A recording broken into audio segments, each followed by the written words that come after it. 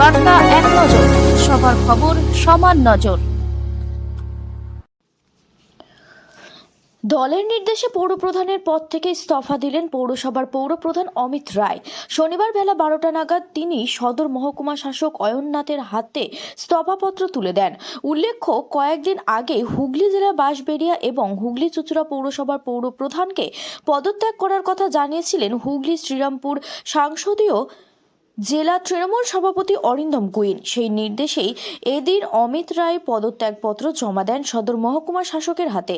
নির্দেশ আসার পর লিখিতভাবে পদত্যাগপত্র জমা দেওয়া ছিল সময়ের অপেক্ষা, তবে বেশ কিছু কাজ বাকি ছিল বলে একটু সময় লেগেছে বলে জানান বিদায়ী পৌরপ্রধান অমিত রায়। তবে চুঁচুড়ায় কান পাতলে শোনা যাচ্ছে, অমিত রায়ের মতো একজন সজ্জন ব্যক্তি পুরো সময় পৌরসভার পৌরপ্রধানের দায়িত্বে না থেকে পদত্যাগ করা দল তাকে আরও বড় দায়িত্ব দিতে পারে।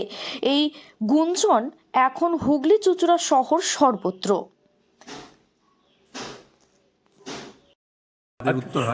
এখনো তো আপনার পর্যাপ্ত সময় ছিল, পুরো সময়সীমা তো পার হয়নি, মাঝপথে রিজাইন দিতে হলো। কয়েক মাস ছিল, তার আগেই রিজাইন দিতে হলো।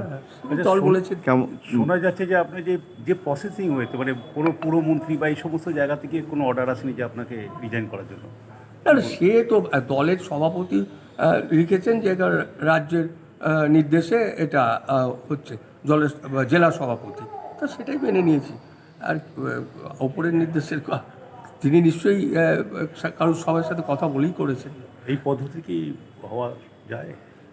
আমি সেই পদ্ধতির কথা বলতে পারবো না। দলের সভাপতি যেহেতু জেলার সভাপতি রাজ্যের নাম নিয়ে করেছেন, না তবে আমি ওসব চ্যালেঞ্জ করতে যাবো কেন? ওসব প্রশ্নে গিয়ে লাভ নেই।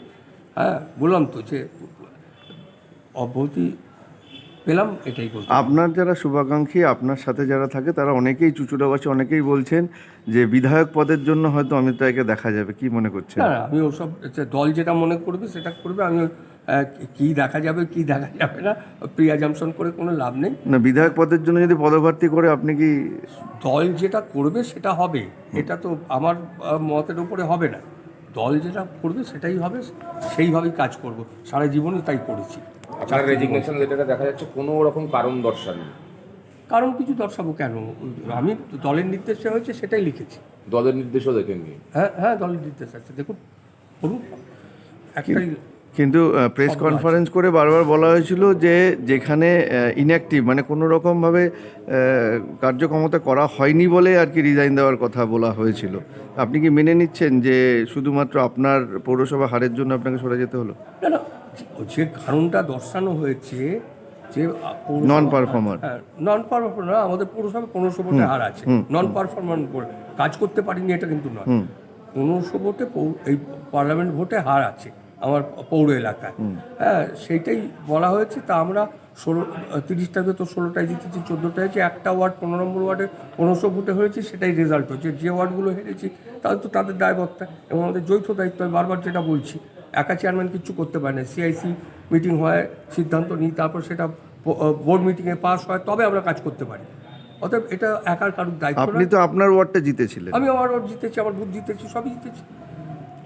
সাংসদ আপনার সঙ্গে রয়েছে বলছে। সাংসদ দেখেছেন, সাংসদ মনে করেছেন তার ভোটে আমরা কী করে কাজ করেছি তিনি জানেন। সেই জন্যই উনি বলেছেন এটা প্রাপ্তি আমার। নতুন পৌরপ্রধান হলে কাজ করবেন একসঙ্গে? 100 বার কাজ করবো। এটাই তো আমাদের যৌথ দায়িত্ব, একার কোনো দায়িত্ব, যৌথ দায়িত্ব। যিনি হবেন গিয়ে করবো, আমি কাউন্সিলর হিসেবে আমার কাজ করতেই হবে। বহু পুরনো কর্মী অমিত রায় তৃণমূল কংগ্রেসের, পরের দিনও কি দেখা যাবে একইভাবে? অবশ্যই দেখা যাবে, কেন করবো না? আর আমি তো এখন জনপ্রতিনিধি আছি একটা ওয়ার্ডে, তার প্রতি আমার দায়বদ্ধতা আছে। সেই কাজ আমার করতেই হবে যতক্ষণ আছি। আগামী দিনে তৃণমূলটা করবেন? অবশ্যই করবো। করার এই প্রশ্ন উঠছে কী করে? আরও সক্রিয়ভাবে করবেন? সক্রিয় তো সবসময়। যখন 34 বছর বাম আমল ছিল তখন কেস খেয়েছি, মার খেয়েছি, আমরা ছেড়ে পালাইনি। কিন্তু এখন তো ভালো সময়, দল রাজ্যের ক্ষমতা আছে, আবারও থাকবে। হ্যাঁ, অবশ্যই করব। নির্দিষ্ট সময়ের আগে পথ ছেড়ে দিতে হলো, মনের কোনো জায়গায় কি কোনো রকম কষ্ট? না, কষ্ট কিছু নেই, কষ্ট ব্যাপার নেই। আমার তো হারাবারও কিছু নেই, পাওয়ারও কিছু নেই। লোকসভা নির্বাচন লোকেশ চট্টোপাধ্যায় যখন জিতলো তখন আমরা এখানে 3,500 ভোটে হেরেছিলাম আমার পৌর এলাকায়। হ্যাঁ, তা এবছর আমরা 1,500 ভোটে হেরেছি। কিন্তু পরের বার আমরা যে বিধানসভা নির্বাচন হলো সব জায়গায় জিতেছি, পৌর নির্বাচন হচ্ছে 29টা ওয়ার্ডে জিতেছি। এবারও সেই রকমই রেজাল্ট হবে। পরিপ্রেক্ষিতগুলো পার্লামেন্ট